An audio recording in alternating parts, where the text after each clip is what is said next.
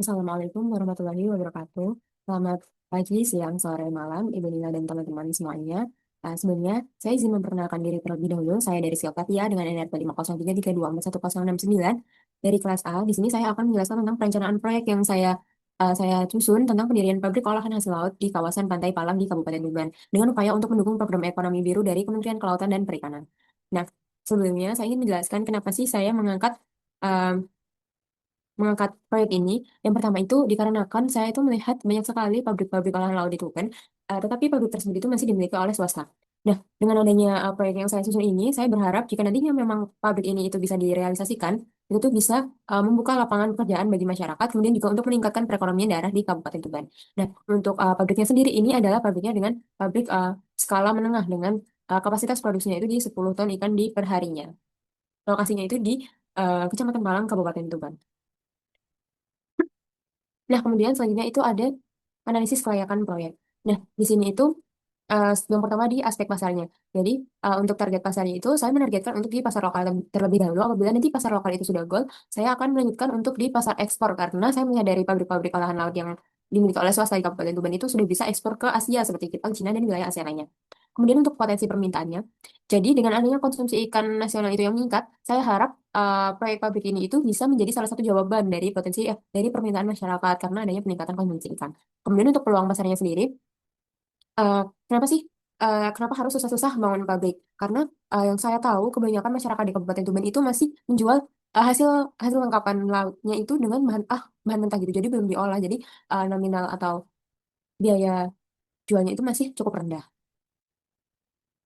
Nah, kemudian ada aspek teknisnya itu di teknologi. Jadi nantinya pabrik ini itu akan menggunakan sistem cold chain yang terintegrasi untuk menjaga kualitas bahan baku dan produk.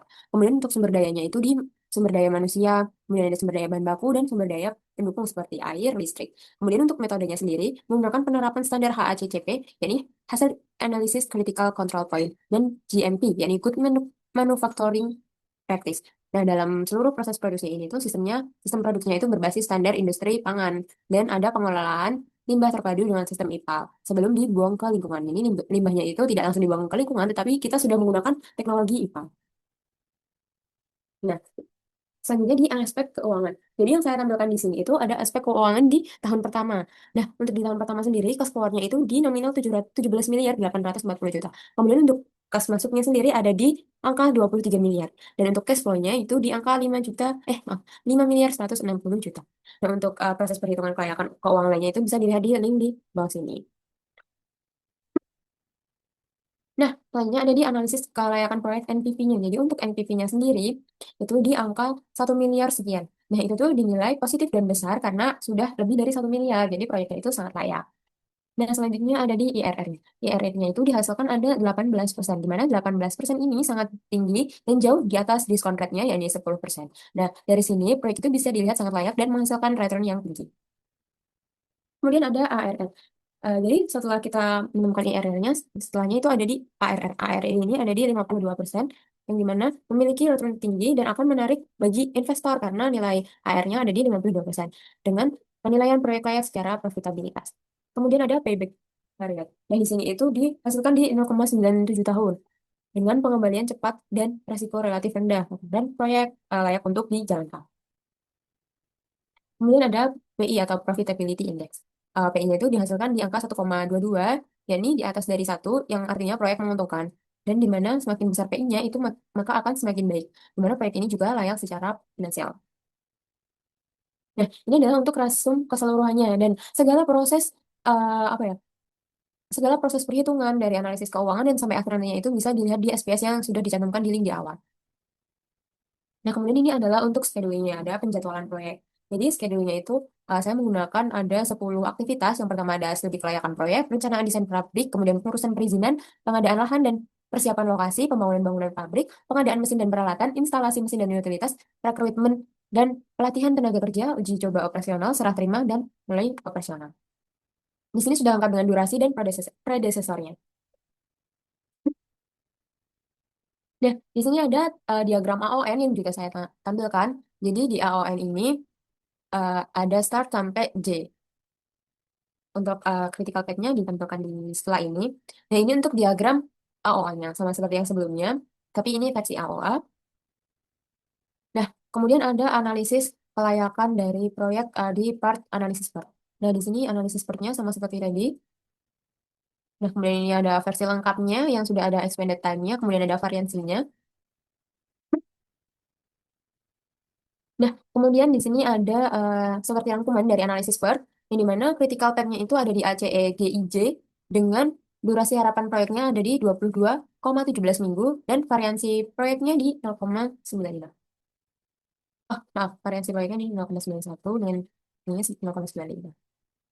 Nah, kemudian ada analisis kelayakan proyek juga di analisis PER atau lanjutannya ini diestimasi durasi proyek pada tingkat kepercayaan. Jadi untuk tingkat kepercayaan 90% itu ada di ada di angka 23,39 minggu, kemudian untuk tingkat kepercayaan 95% ada di 23,74 minggu, kemudian untuk 99% itu ada di 24,39 minggu.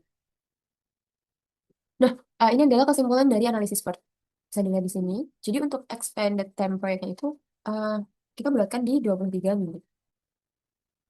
Nah, kemudian ini ada risk management di bagian risk register proyeknya. Jadi untuk risk register proyeknya saya sudah melengkapi ada di bagian ranknya, kemudian ada di resikonya, deskripsi resiko, kategori, root cause, triggers, kemudian potential response, risk owner, probability, impact, dan statusnya.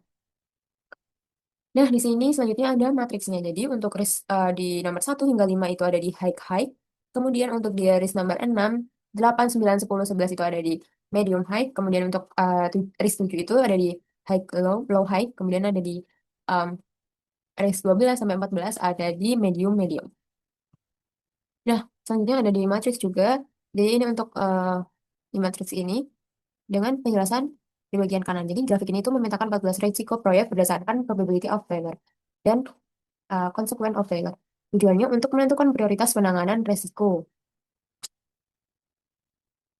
Nah, selanjutnya ada di risk tracking-nya. Jadi ini adalah top 10 risk item tracking. Jadi saya mengkategorikan 10 uh, rank kayak yang paling beresiko banget di proyek ini.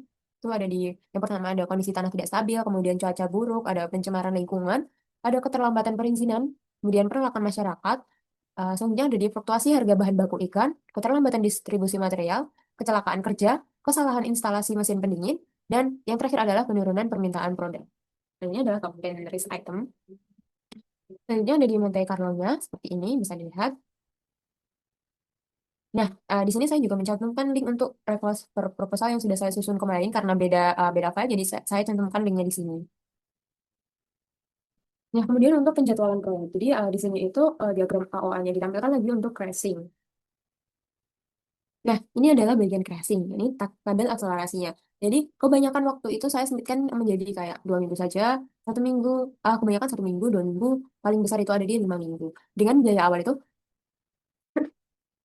maaf, dengan biaya awal 320 juta itu menjadi 519 juta. Nah, ini adalah diagram jaringan proyek awalnya seperti ini. Kemudian ada total akselerasinya. Jadi untuk waktunya di sini di sini ada akselerasinya. Jadi 2 minggu, 1 minggu, 2 minggu, 1 minggu, kemudian seterusnya dengan biaya akselerasi 519. Nah, kemudian hasil diagram jaringannya. Di sini adalah hasil diagram jaringan setelah dilakukan tracing.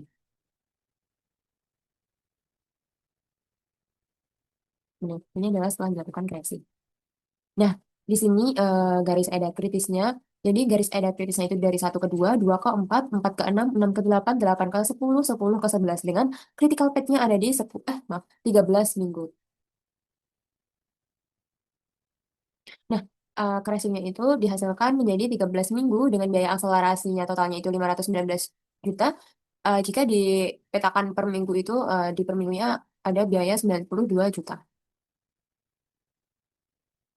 Nah, hasil crashing ini tuh menunjukkan bahwa percepatan pada aktivitas 1 sampai 2 itu mampu mengurangi durasi proyek dari 27 minggu menjadi 26 minggu dengan tambahan biaya sebesar 12.500.